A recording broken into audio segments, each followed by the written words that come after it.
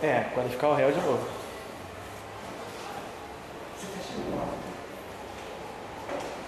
Então, olha só, vamos fazer a contestação desse exercício da ação do despejo.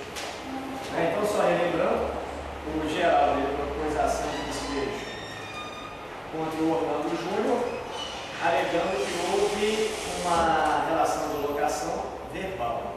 Né? Então, informou ainda que o réu deixou de pagar alguns meses de aluguel.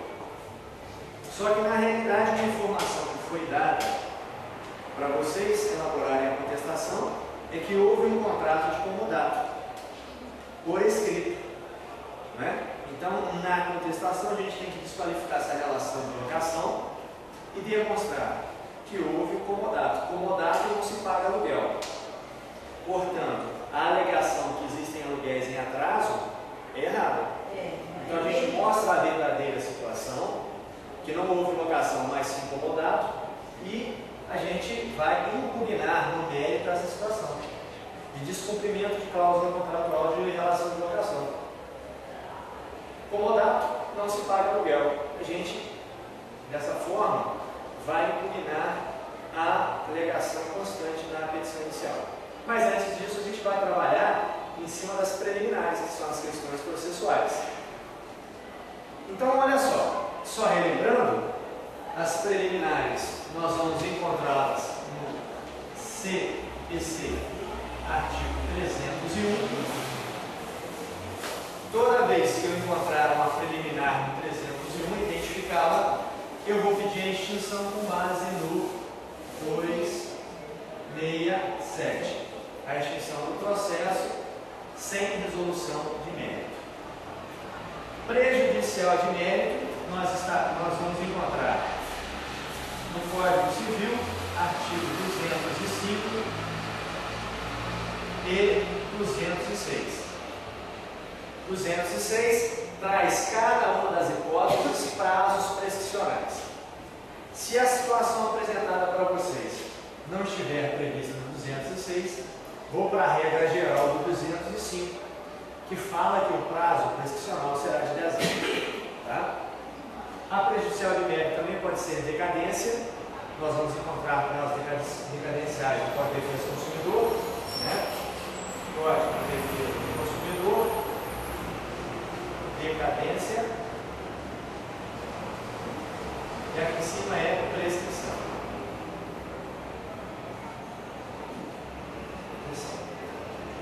No mérito, nós vamos aí atacar todas as alegações feitas na petição inicial, tá? Da relação de locação, do não pagamento dos aluguéis, e ele fala também alguma coisa com relação. Isso. Ele informa ainda que o réu fez obras que danificaram o imóvel. Então, quando nós formos atacar o mérito, impugnar as alegações do mérito, nós temos que informar que a informação dada para vocês não houve danificação nenhuma, simplesmente foram refeitas a rede elétrica, a parte hidráulica foi refeito o telhado e o piso, porque o imóvel não estava habitável. Então, para ele entrar, primeiro ele teve uma autorização por escrito e reformou. E logo depois, o autor, agindo com extrema má-fé, quer retomar o imóvel. Né? Então, nós temos que verificar que, no caso, ele está tentando se enriquecer de forma ilícita. Deixou a pessoa morar. A pessoa consertou todo o imóvel. Agora ele quer o imóvel de volta. Mas, para isso também, o direito dá uma resposta, dá um instrumento para vocês trabalharem, que é o Instituto da Retenção. Então, se você está de boa fé no imóvel, você faz benfeitorias necessárias, né? Arruma o imóvel todo, você tem direito de reter aquelas benfeitorias. Tá? Então, a gente vai trabalhar em cima disso também. Né? Conclusão, eu já falei para vocês. Pelo exposto, requer-se de processo extinto sem resolução de mérito com base nas preliminares arguidas. Se superadas, com relação ao prejudicial de mérito, o processo deve ser extinto com base no 69, inciso 4. né, com o pronunciamento da prescrição, e se superadas, no mérito, os pedidos devem ser julgados improcedentes. Seria o resumo de tudo aquilo que nós fizemos. Essa é a conclusão. As provas, nós vamos atentar para o CPC 278, que é o procedimento sumário, que estabelece as ações que tramitam pelo procedimento sumário. Na contestação, eu tenho que arrolar as testemunhas e formular quesitos caso seja necessária perícia. Se eu não fizer isso, eu perco a prova. Existe a preclusão tanto da prova testemunhal quanto da prova pericial. Então, nas provas aqui, por exemplo, pretende provar o alegado com os documentos, né? Mais a oitiva das testemunhas constantes do rol anexo. Então, se você fala rol anexo, tem que ser numa folha rol de testemunhas. 1, 2, 3. João da Silva, brasileiro, casado, residente domiciliado na rua tal. Certo? Maria da Silva, certo? José da Silva, sempre qualificando e colocando o endereço de cada um deles. Tá? Então, não esquecer isso com relação ao procedimento sumário. Com relação ao procedimento ordinário, basta que a gente fale, pretende provar o alegado com a oitiva de testemunhas a serem oportunamente arroladas. Então, essa exigência, ela se dá apenas com relação do processo sumário. Tá? Bom, então, antes de começarmos a elaborar essa contestação, vamos só relembrar as preliminares para nós arguirmos, tá? Então, a gente está fazendo essa aqui agora, essa ação disciplinar, tá?